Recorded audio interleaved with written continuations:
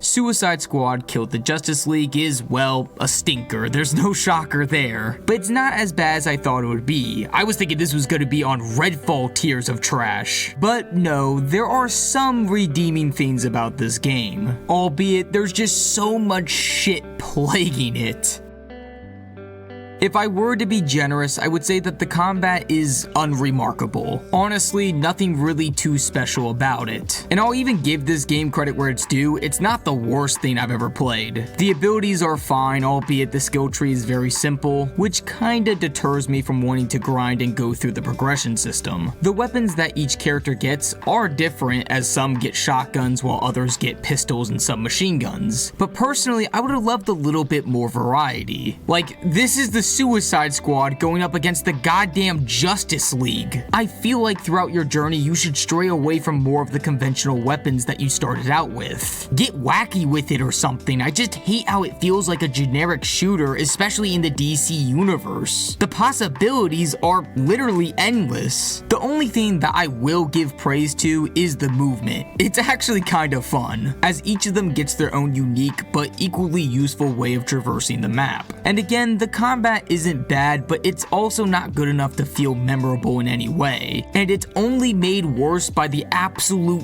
dog shit levels. Let me tell you something, the majority of this game is just taking out waves and waves of enemies, with some very slight differences when it comes to objectives. And the only break from this mind-numbing repetitiveness that nearly made me go mad is 1, the boss fights, which somehow is worse, which I'll get to in a second, and 2, escort missions.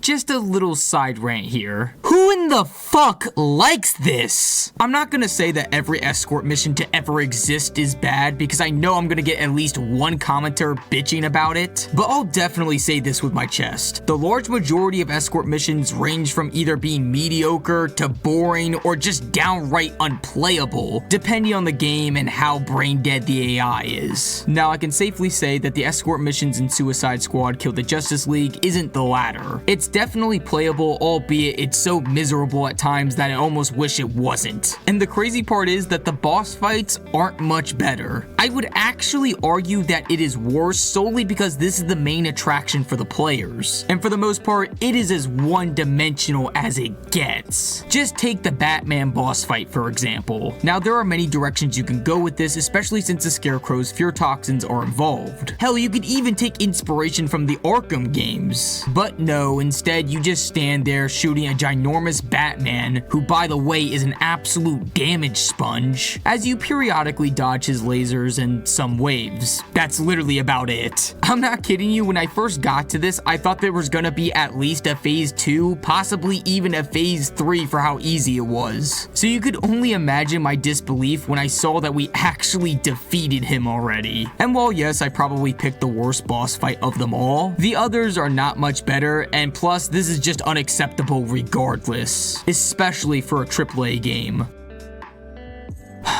Yeah, this is going to be a little painful. One of the things I hated the most about Avengers Age of Ultron was the fact that they had to stuff a joke every 5 fucking seconds. I mean, literally Quicksilver's last words were a punchline. Why do I mention this? Because Suicide Squad Kill the Justice League is very similar, and a lot of the jokes simply don't land.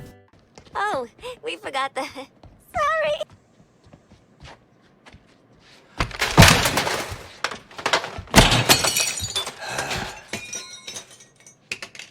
That looks expensive. Let's scream. Don't screw this up.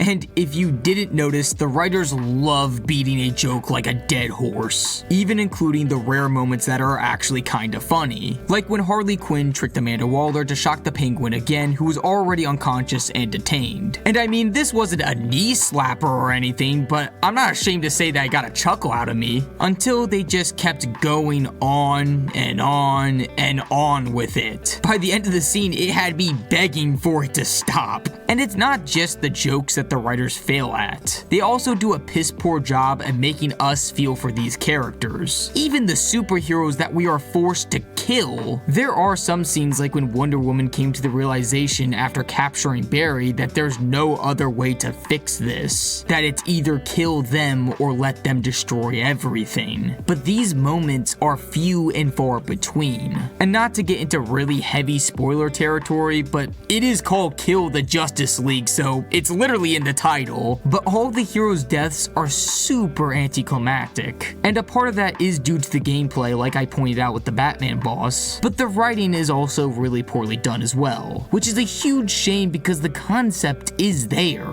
Having heroes who need to be killed for the betterment of the world that they wanted to protect is really deep, and it's just a big missed opportunity. All in all, it's not the worst thing I've ever played. There are some few redeemable things about it, but I still do not recommend this game. It is far from a good product. Thank you for watching. If you enjoyed, consider liking, subscribing, and comment below what I should do next. I'll do animes, shows, movies, games, whatever. But again, thank you so much for watching.